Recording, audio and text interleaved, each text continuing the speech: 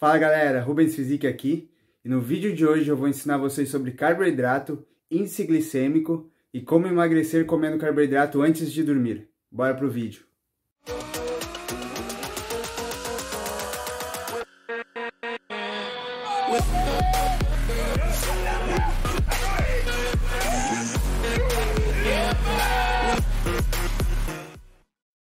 Primeiro de tudo vamos entender o que é carboidrato, qual sua importância e as principais fontes.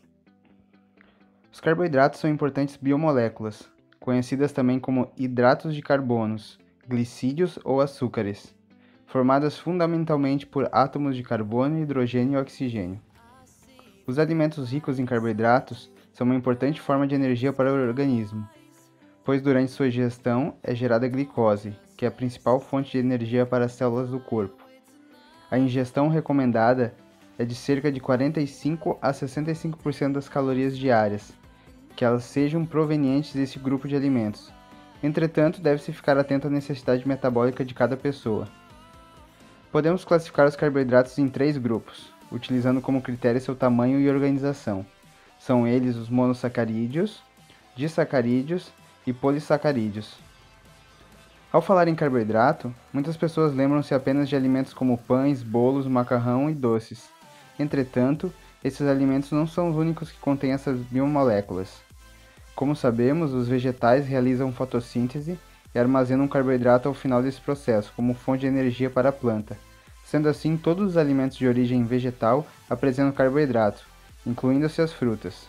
Alimentos derivados do leite e do mel também possuem carboidrato.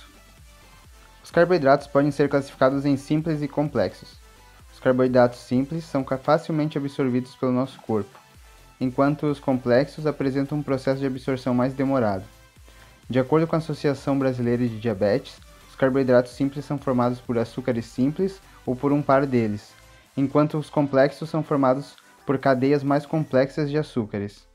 São exemplos de alimentos que possuem carboidratos simples o mel, a rapadura, balas e doces em geral. Como exemplos de alimentos que possuem carboidratos complexos, podemos citar pães, massas, feijões e lentilha. A tabela a seguir possui uma lista dos alimentos que possuem maior quantidade de carboidrato e a sua quantidade de fibras. Índice glicêmico. O índice glicêmico de um alimento representa o quão rápido o açúcar desse alimento entra na sua corrente sanguínea. O valor de referência é a glicose, que é 100. Quanto menor esse número, menor o índice glicêmico desse alimento. E tendo aumento nos níveis de açúcar no sangue, nosso corpo libera um hormônio chamado insulina, que inibe a queima de gordura e também protege a perda de massa muscular. Se toda essa quantidade de açúcar não for utilizada, será estocada em forma de gordura ou glicogênio muscular. O índice glicêmico é medido em 50 gramas de carboidrato do alimento em jejum.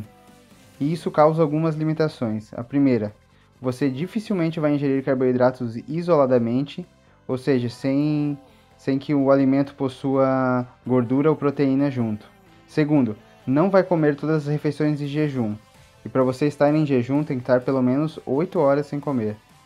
Terceiro, não vai consumir necessariamente 50 gramas de carboidrato. E quarta, não vai fazer uma combinação dos 3 acima. Logo, o índice glicêmico ele não se aplica à vida real e às nossas rotinas, pois misturamos nossas fontes de carboidrato com gordura ou proteína. Isso irá diminuir o índice glicêmico, diminuindo a velocidade de absorção do alimento e nos deixando mais saciados. Vou deixar uma tabela do índice glicêmico de alguns alimentos para vocês darem uma olhada aí na tela.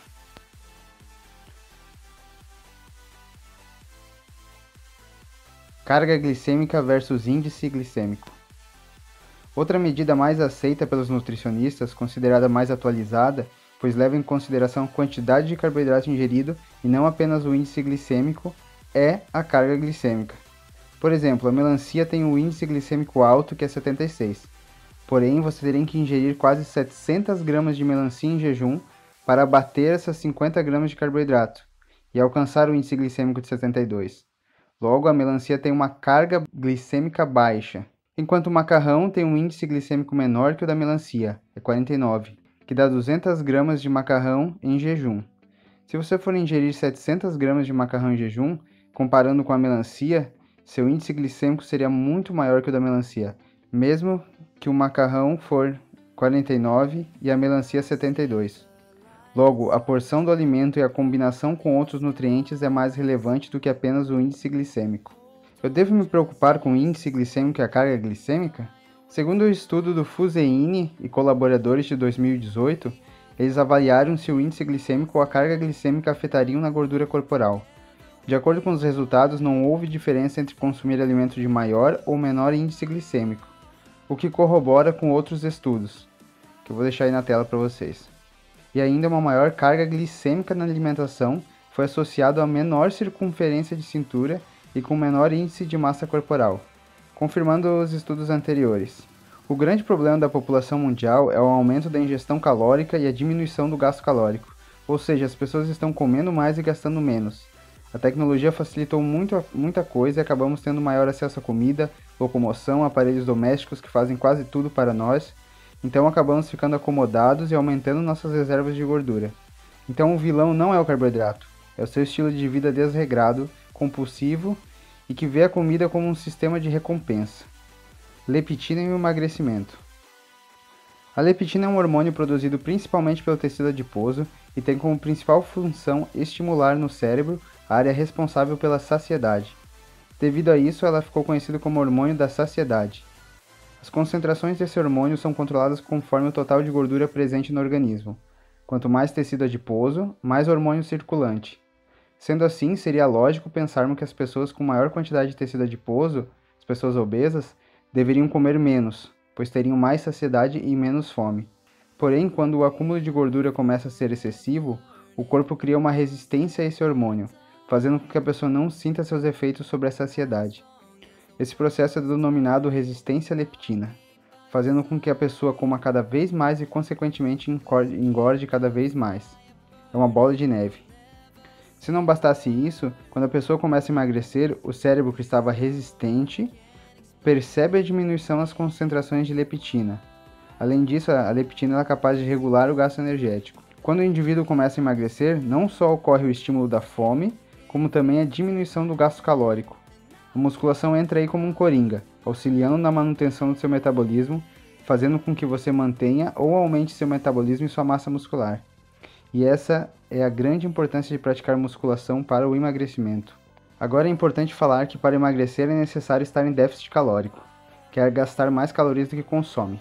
A prática de exercícios físicos aumenta o seu gasto, fazendo com que você possa comer mais. Porque o ideal na fase de emagrecimento é tentar comer o máximo possível e ainda estar em déficit calórico. Então a escolha dos alimentos que sejam menos calóricos e causem maior saciedade é fundamental para a manutenção da dieta a longo prazo. E falando em saciedade, fuja das dietas radicais como dietas zero carbo, que proíbe alimentos, e dietas de jejum de muitas horas, por não serem sustentáveis e aumentarem muita fome, causando até mesmo uma compulsão alimentar. Então evite dietas que fujam totalmente da sua realidade. Outra coisa, uma pessoa que quer emagrecer deve evitar beber algo doce durante as refeições. Os refrigerantes zero açúcar são ainda mais doces que os tradicionais, e quando você mistura com uma refeição, faz com que você consiga comer muito mais, por aumentar o apetite. Vou dar um exemplo na prática disso. Experimente comer um cheeseburger sem beber nada. Provavelmente no final dele você vai estar saciado, satisfeito. Agora, se tiver alguma bebida doce junto, você vai conseguir comer muito mais. Isso vale para todas as refeições. Se for beber algo doce, não beba em conjunto com a refeição. Se for beber algo, beba água o dia inteiro, de 2 a 4 litros por dia. Um outro problema de quem quer emagrecer é não ter a disciplina de fazer a dieta prescrita pelo nutricionista. Muitos acham que um prato de arroz, feijão, frango e salada é muita comida e acabam pulando refeições, fazendo com que a fome venha e seja descontrolada. Aí a pessoa não consegue parar de comer. O indivíduo tem que entender que deve seguir a dieta, para não ficar com fome. Por exemplo, muitas pessoas acordam sem fome, então é aí que você deve comer, para você continuar sem fome. Uma pessoa obesa geralmente fica horas sem comer, aí quando come, não para mais e acaba ingerindo muitas calorias de alimentos pouco nutritivos, alimentos altamente calóricos, ou fica beliscando o dia todo esse tipo de alimento. Então o ideal é buscar um equilíbrio, tentar fazer o simples, não complicar, tentar fazer as 6 ou 4 refeições do dia, sem pular refeições e ter paciência, pois não é um processo rápido. Bom, mas o tema do vídeo é comer carboidrato à noite e emagrecer, certo? Então, você já entendeu que para emagrecer precisa gastar mais do que ingeriu. Logo, você pode ingerir uma parte dos seus carboidratos do dia no período da noite, até mesmo antes de dormir. principalmente se você faz musculação à noite ou logo ao acordar. Como vimos, o carboidrato é nossa principal fonte de energia e também é utilizado na recuperação muscular pós-treino, enchendo os estoques de glicogênio no músculo, pois o importante é estar em déficit calórico no final da semana. Claro que você vai procurar ingerir alimentos ricos em proteína juntamente com o carboidrato, para diminuir a velocidade de absorção, causando maior saciedade, e você pode optar por carboidratos ricos em fibras, como frutas, feijão, saladas e legumes. Vou colocar na tela uma tabela de macronutrientes, e como podem ver, temos os alimentos ricos em proteína, carboidrato, gordura, e alimentos mistos, de carbo mais proteína, gordura mais proteína, e os que você deve evitar ou ingerir com moderação, que são os alimentos ricos em carboidrato e gorduras, que são mais calóricos, menos nutritivos e tendem a aumentar o seu apetite. Quero deixar o meu exemplo aqui, só para entenderem. No projeto de emagrecimento que eu fiz em 2018, eu emagreci 20 quilos ingerindo macarrão com ovos, mais uma maçã e mais um copo de Nescau, todas as noites antes de dormir, quase meia-noite. Como eu treinava tarde e sentia mais vontade de carboidrato à noite, eu ingeria isso antes de dormir. Mas eu estava em déficit calórico, que é o mais importante, e isso me manteve no objetivo. Isso era sustentável para mim. Então encontre algo que seja sustentável e vá evoluindo aos poucos. Se comer demais, tudo bem, volte normalmente para a rotina, não tente compensar ou pular refeições. Galera, nesse vídeo eu pesquisei bastante para trazer essas informações, para trazer esse conhecimento para vocês. Então só peço que se inscrevam no meu canal e deixem um joinha. Meu canal é pequeno e está começando agora. Se vocês fizerem isso, já ajuda demais o canal a crescer e trazer cada vez mais conteúdo com mais qualidade para vocês. Obrigado a todos, e vou deixar vocês agora com um vídeo ensinando como faz para alcançar o déficit calórico. É nóis, tamo junto! You're never gonna make it, you're not good enough. There's a million other people with the same stuff. You really think you're different? Man, you must be kidding. Think you're gonna hit it, but you just don't get it. It's impossible, it's not probable, you're irresponsible. Too many obstacles, you gotta stop it, yo. You gotta take it slow, you can't be a pro. Don't waste your time no more. Who the fuck are you to tell me what to do? I don't give a damn if you say you disapprove. I'm gonna make my move, I'm gonna make it soon.